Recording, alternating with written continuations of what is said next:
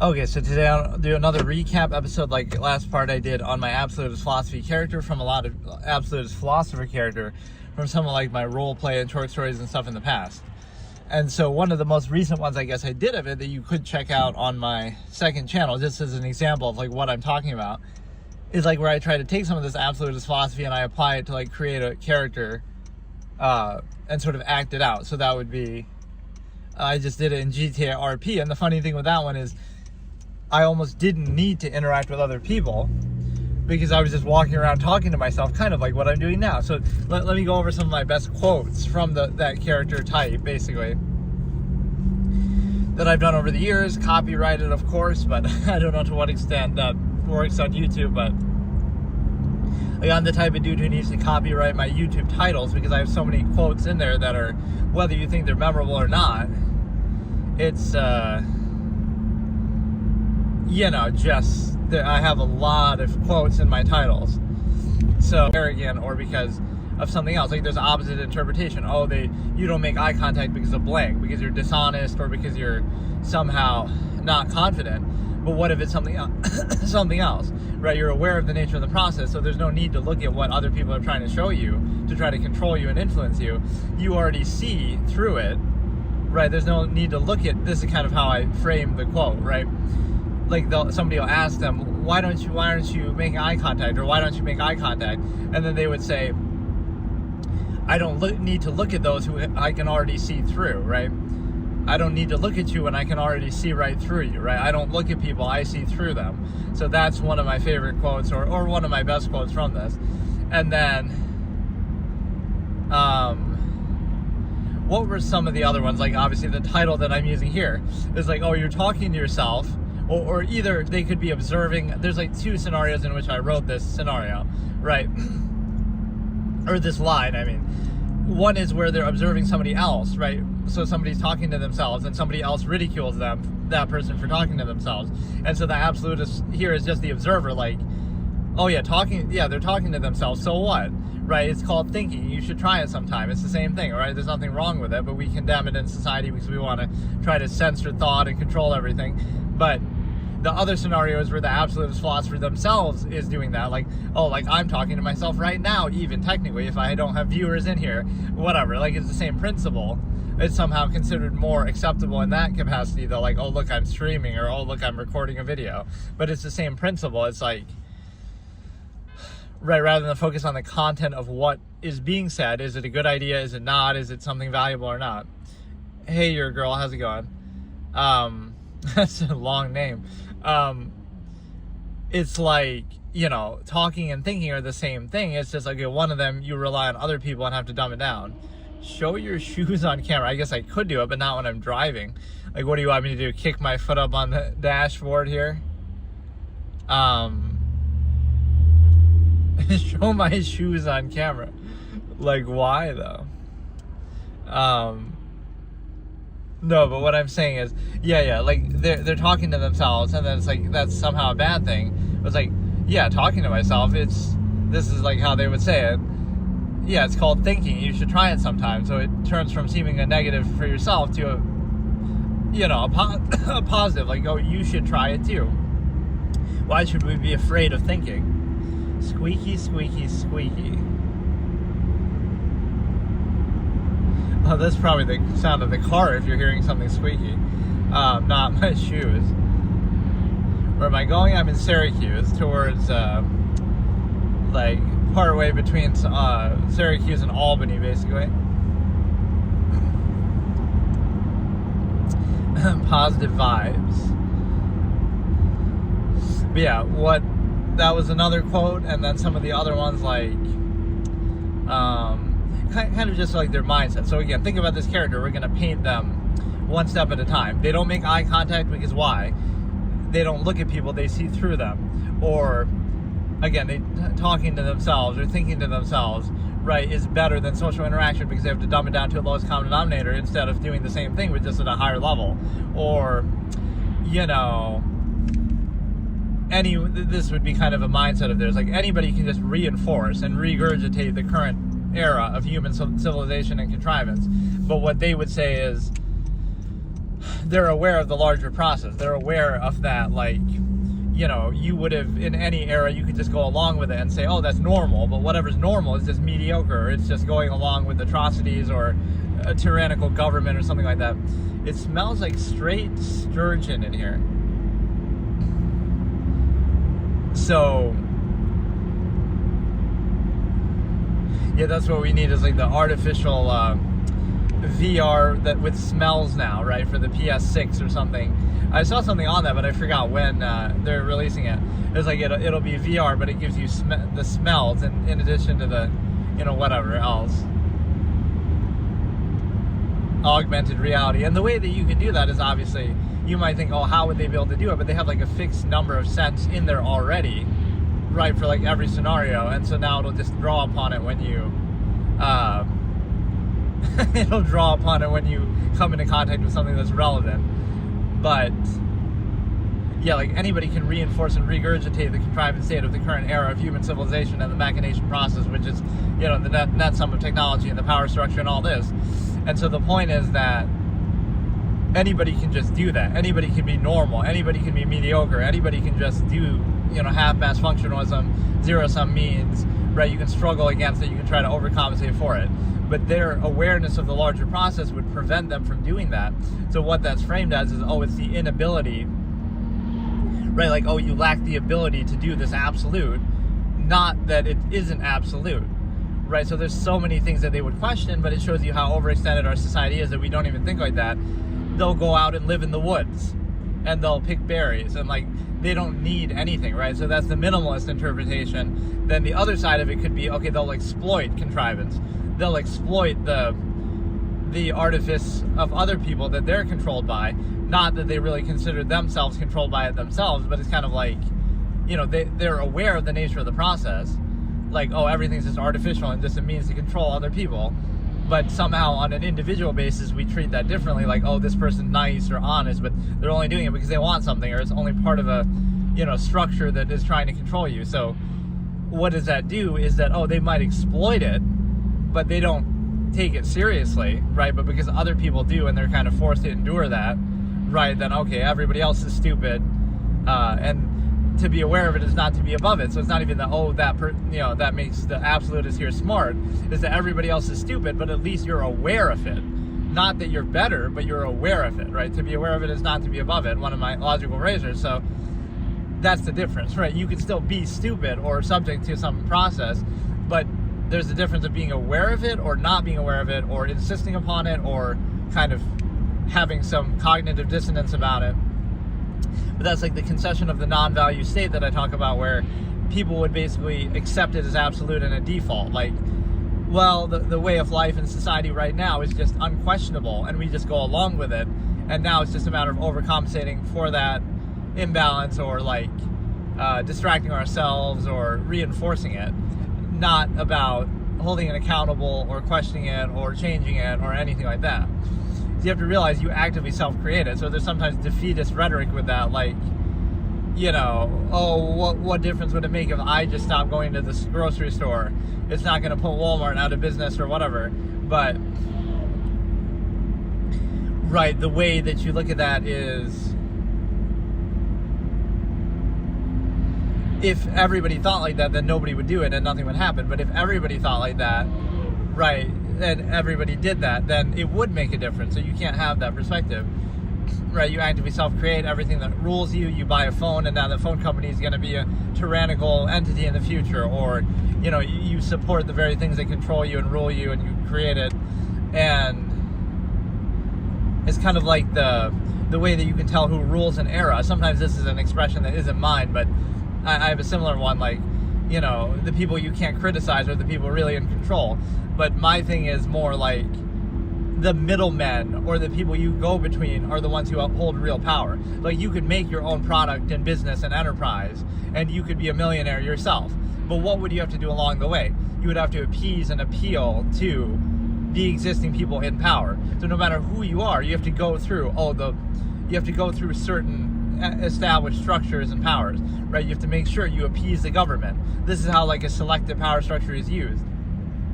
Like, oh, it's in the name of protecting people, but then there's like a sort of initial incentivized basis, like, well, they'll give you, we'll give special treatment to some people if they give us campaign donations or whatever, they go along with certain things, and we won't if they don't. So like there's an incentive built into that, like you have that power, so now you have people sucking up or you have people benefiting, so you have to appease the power structure in place. And what that also means is the fact that you have to go between stuff, like, oh, you have to go through the postal service, or oh, you have to go through you have to pay a tax, you have to pay a fee, you have to go through the banks, like, as the middleman. Like, why can't you just do it directly? Okay, we don't need a bank. Banks don't exist. Banks don't matter. But no, you have to go through them. So no matter what amount of money, oh, you made $1 million, and somebody else you're doing business with, they got what they wanted. But the middleman holds the real power, right? Because, oh, you had to go through them, even though they had nothing to do with it. You go through this bank, right, which ultimately does nothing, owns nothing, creates nothing, so that's what real power looks like. You don't do anything, you just take what other people do and you force them all basically to go through you. So anything you do, there's a middleman present, right? Think about it. Okay, you want to start a business, so now you have to you have to own something. Let's look at how the absolutists would perceive this. You have to, okay, you want to start a business, so oh, you have to buy some land, but then that land is just part of nature. It's like nobody really owns land. If you go back in history, you could always poke a hole in that, like, who really has any right to any land ever? It's all just like, oh, well, one group owned it here, one tribe, and then they got killed by some other country, and then they took over. So like, it's always just based on that. So the right to land originally is nothing more than people coming over and killing each other. So by that logic, not that I'm encouraging anybody to do that, but I'm saying that gives you the right to land. So if you were to go, and hypothetical person was to go and do that in the modern time, oh, I guess that would validate you owning the land, because that's, on a massive enough scale. That's the sad part. There is no actual rightful claim to any land ever for anyone, right? It's always just rooted in force. So if you go back to a neutral state where it's just nature now, right, it doesn't matter, because like nobody really has a right to any land. You'll say, well, this person worked for it, but they only worked for it to earn it after it had already been taken by force. Right? All taken by force. It's all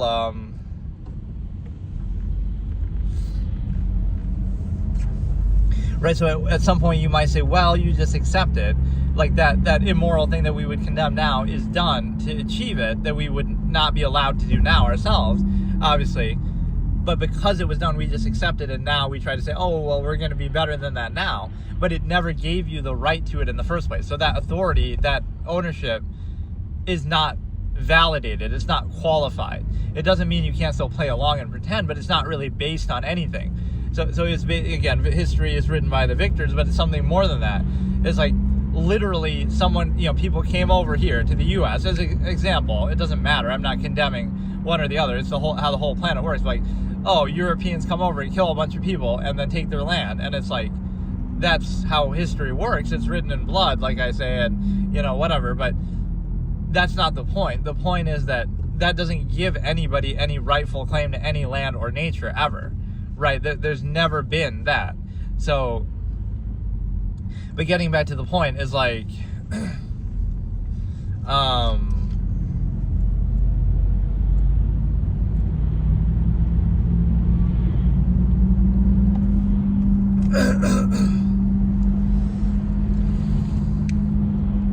getting back to the point is the simple fact that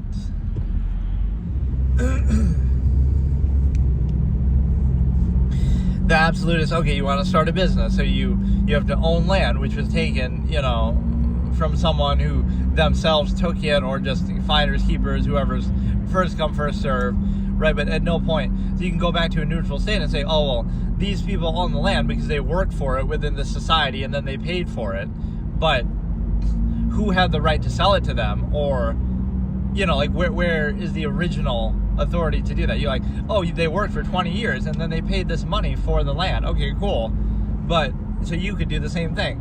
But where did the right to sell or buy that land come from? Like, from who? And what you're really doing is taking it away from everybody else, like nature. So it's an odd it's a very odd thing, right? You could look at, there's no actual basis for it. It's arbitrary, and if the same thing was done again, then I guess you would accept that too. So, but yeah, you have to go through, okay, now you have to defer to that unqualified empirical authority. You have to go through a middleman. You'll have to go through a real estate agent or something. Then you'll have to go through a bank.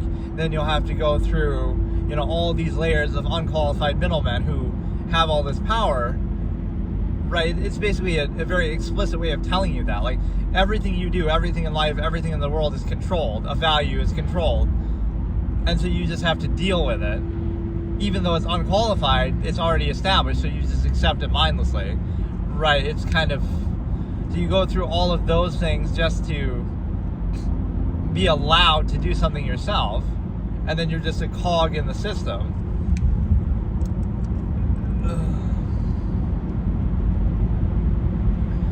I don't know, I'm feeling kind of sick this session. Actually, I don't know what happened. But no, yeah, it's called, like, I'm just trying to go through some of the quotes. Like, I don't look at people, I see through them. Talking to myself, it's called thinking. You should try it sometime. Or even just some of the core absolutist quotes of mine, like, imagine what you would do, or like, whatever would you do without the benefits of society and all the technology and convenience. Like, whatever would you do with all that you rely on? And then the absolutist would come back and say, well, imagine what I could do without its inhibitions, right? Don't forget how much you're deferring to contrivance. Don't forget how much you're inhibited by it. So now you say, you would be inhibited by it. So you're deferring so much, there's monopolization of means in nature, like I just said.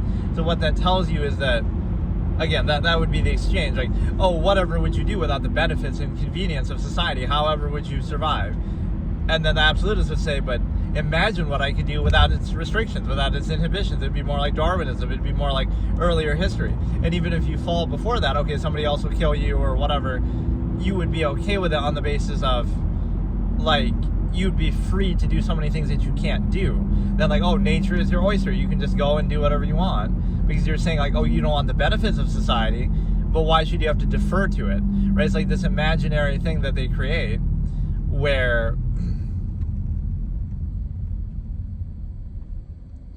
it's this imaginary thing that they create, like with this fantasy that we have to go along with.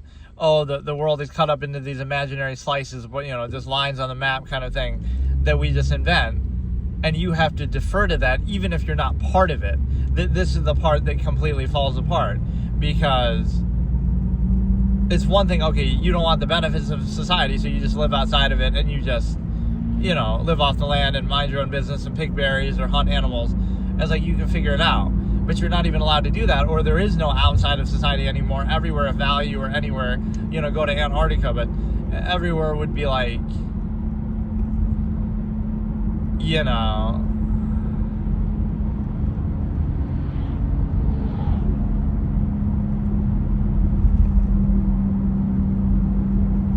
like, you need permission to do anything, everything. You need to, again, go through the middleman, that kind of effect.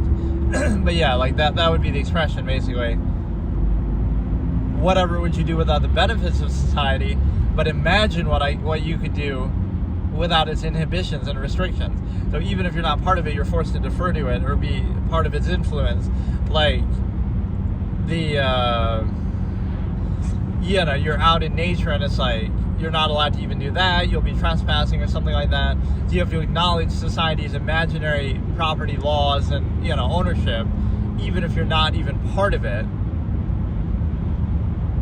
Right, so it's a one-way street. You say, okay, I want nothing from society. I'll sacrifice everything, right? I'll go out in the jungle with, not even with the clothes on my back.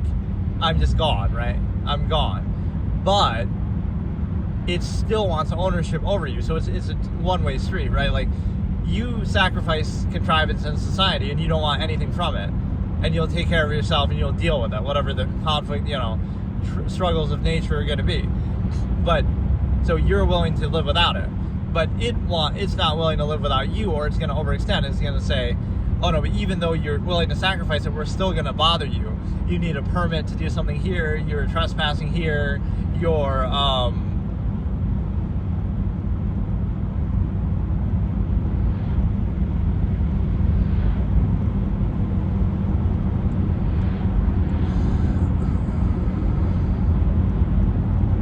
you know, you're trespassing here, or you have to acknowledge its laws and, like, oh, property. Like, pretend you're born in the jungle and your family, you know, lived in the jungle, and it's like, you know, you wouldn't even know that those property lines or things like that exist. You're not even interacting with society, but you still have to somehow respect them. You don't even know that they're there, but you'll be subject to them anyway. Oh, you'll get arrested because you trampled on this, or you stole this, or, you know, you wouldn't even know that. But yeah, that's the point, is like, you have to acknowledge things that are like these made up aspects of contrivance in society. You have to make them up, or you have to believe them and acknowledge them, even if you're not part of it, even if you're not benefiting from it. And that shows you it's kind of a lie if you were to say, oh, if you just don't like society, then just don't be a part of it. But how? Because everywhere you go is going to be part of a country, and everywhere you go is going to be overextended, and everywhere you go is going to be ownership of land. So, like, you can only fit into the thing, like, oh, you can own land yourself, but that's not the point of, like, you know, you don't look at it like that perspective. You'd be like, okay, it's just nature. Nobody owns anything really. It's just made up. And that's why the sheer number of people make it so that it's a controlled process. Like, society is designed to make sure the majority of people are just mediocre. Because imagine, if everyone was just enabled and exceptional or something, then, you know, it wouldn't make sense anymore, because it's like, there's only so much. So people have to be held back and held down on by design. Right, like, oh, everybody's a millionaire, so now everybody owns a ton of land, and now there's not enough land for everybody, so... Right, there's an incentive built into that that's not, you know, society and contrivance aren't meant to enable you or to empower you. They're meant to inhibit you and to control you and restrict you, right? Because otherwise you would just be in your natural state and you would be perfectly uninhibited. You could do whatever you want, right? Whereas in reality, I'm surprised that more people don't really say this kind of quite the way that I do, because it's like you need permission to do anything. I call it just the fallacy of permission, but it's not really an established concept that I've ever heard by anybody else. But, like, think about it in a direct sense, right? Anything you do that you could naturally do in your physical, normal, natural state, you need permission now to do it. So you have to earn it back. It's kind of like you are born, and then it's like there's this fallacy of rights. I always say there are no rights, only restrictions, right? Anything you can do naturally, you can just do. That's just objective reality, right? You don't need rights. It's like all that happens is they can take it away, right? If they can give it to you, they can take it away. Malcolm X quote. So it's kind of like, you know, it's not that, oh, rights are given by God or given by government or something. They're just there, and they're not even rights. They're just like, you're physically capable of doing everything that you're capable of doing. That's just, you know, that's just reality. There's no, you know, need for some special treatment. So now it's framed in the opposite. Like, you're born into this world, and you can do whatever you want to do. You can do anything you're physically capable of doing. But instead of being able to do that, and then this is how the absolutist would look at it, you better hold accountable. If you're going to restrict anything that inherent person can do,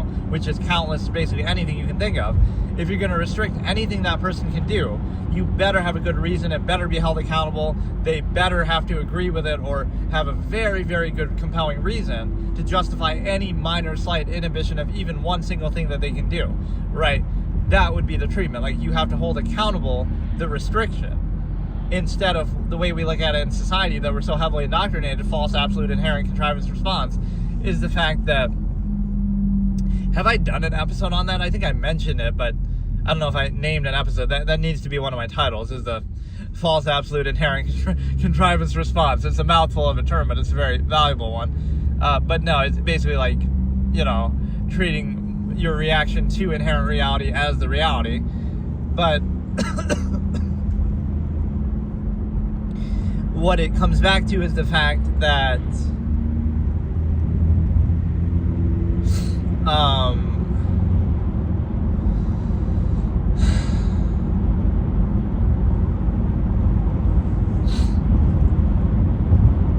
It comes back to the fact that I was saying, oh yeah, you hold accountable contrivance or anything that would inhibit and restrict you in any way, right? That has to be held accountable, versus the opposite, which is the way we treat it in society, that no, you have to justify and get permission. Like, why do you want to do this thing? Like, you know, you have to justify what you're doing, not why you should be restricted from doing it. Like, right, like even a basic harm-help basis, like, you're not hurting anybody, so why do you have to justify it, right? So it's like a guilty until proven innocent aspect that you're dealt with. Like, you need a permit to do this, you need a license to do this, you need a, you know, why do you need that? Instead of the opposite, like, okay, if you do something bad, then you get punished for it, but why do you need, you know, permission to do everything? So it's like you have to justify anything that you do, not that contrivance has to justify why you shouldn't be able to do it, right? So you're doing it backwards. You're justifying what little you can do or anything that you can do, not that you have to qualify why you can't do it. You know, all these permits and license and permission that you have to get for every for every little thing that you do. And then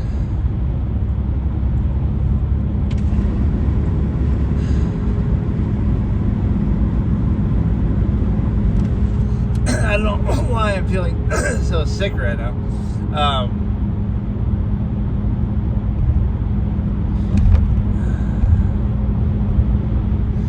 But no, yeah, you need permission for everything that you do, and you have to justify what you're doing. As even if you want to use something kind of the way that society discusses things, like, oh, why do you need blank, whatever it might be? Why do you need that? So therefore, it should be outlawed and banned and controlled by the government. No, it's like, why do you need that? It's like, why do you need to restrict it? Why should you need to justify, you know? And you can do that from an objective perspective. Like, okay, maybe I personally don't care about that or need that or want that or have that, whatever it is, but there's no reason why I shouldn't be able to, right? Like, it's backwards, and it shows you how weak people actually are, right? Human beings are weaker than animals, even though they are animals too. But in that sense, like, you know, if you look at the way animals actually behave, they would rather be free in nature than to be restricted and kind of put in a farm or something where we force them to anyway, and we train them similar to how we train each other and ourselves. But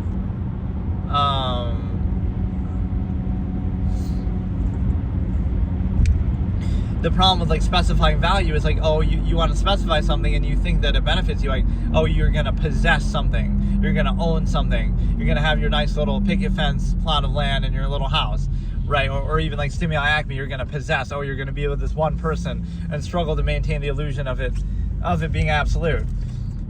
But what you do in doing that, when you specify something, is in order to value one thing, you sacrifice everything else. So you specify the stimuli acme to one person, and now you give up everybody else.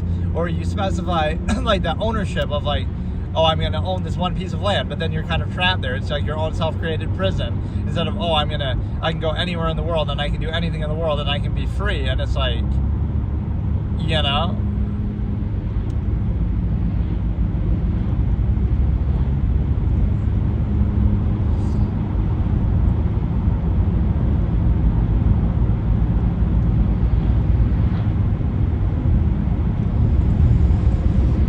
So for that illusion of, oh, I'm going to own this and I'm going to take pride in this, you're sacrificing everything else on the planet, everything you could possibly do. You're sacrificing for one thing. And also the other part of it is the fact that,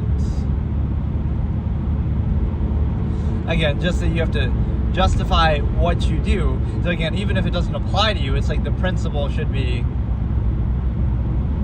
But yeah, like how weak-minded people are, that they sacrifice all inherent rights and abilities and everything. They'll just give up everything just for convenience, and it's kind of self-defeating, because it's like, oh, you would struggle in nature to try to survive, right?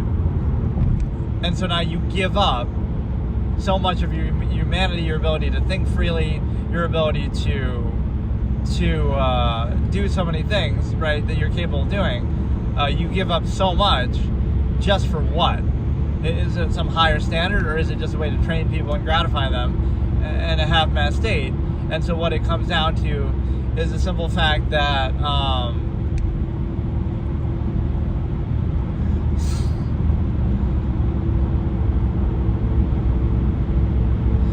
it's the fact that it's nothing more than reaction relief, zero-sum, sustenance, like taking those same zero-sum needs and either, making them easier, more convenient, or even distracting from them, or, overcompensating, like with hedonism, for the need to eat.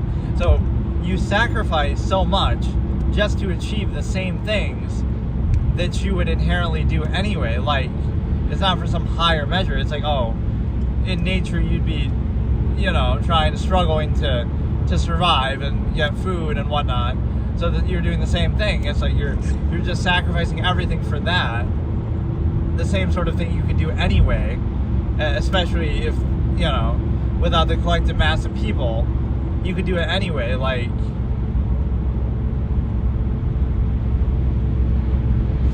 there'd be abundant resources for everybody if the world was a village of 100 kind of concept. So that's the problem, is the fact that it's a self-created conflict of contrivance. So you would rather face an inherent natural one than have to do it like that. But it's also the simple fact that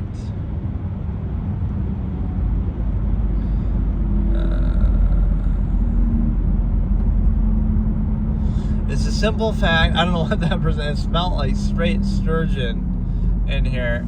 I don't know if that's some expression or what it meant, but no, what I was trying to say is just the fact that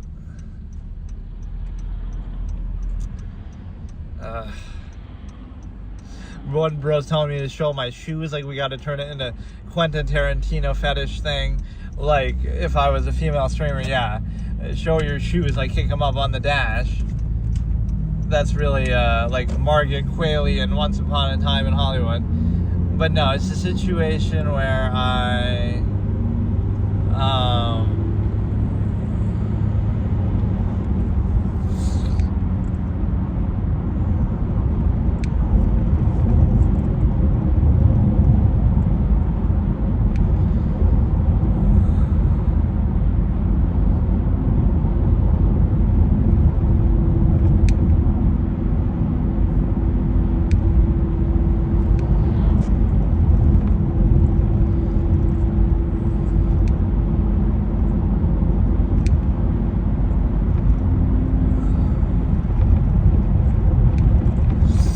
basically, I was in a position to... What was I just forgot what I was saying. That you need permission, or again, people are weak, that they sacrifice everything for just the same thing. So you're an inherent person who would survive and live off the land or figure it out, and you sacrifice so much of your inherent self just to achieve the same thing in the end anyway, zero-sum means.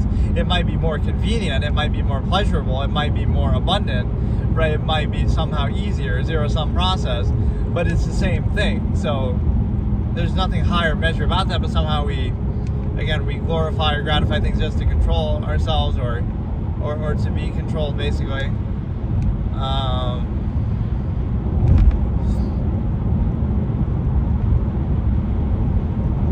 Yeah, I don't know, I'm having trouble actually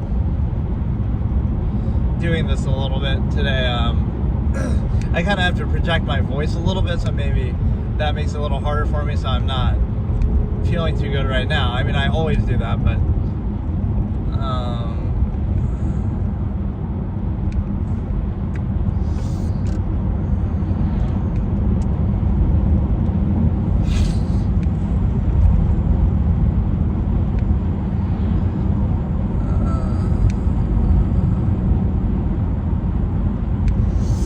yeah, that would be kind of how I'm laying out the perspectives of this absolutist character. Some of my quotes from there,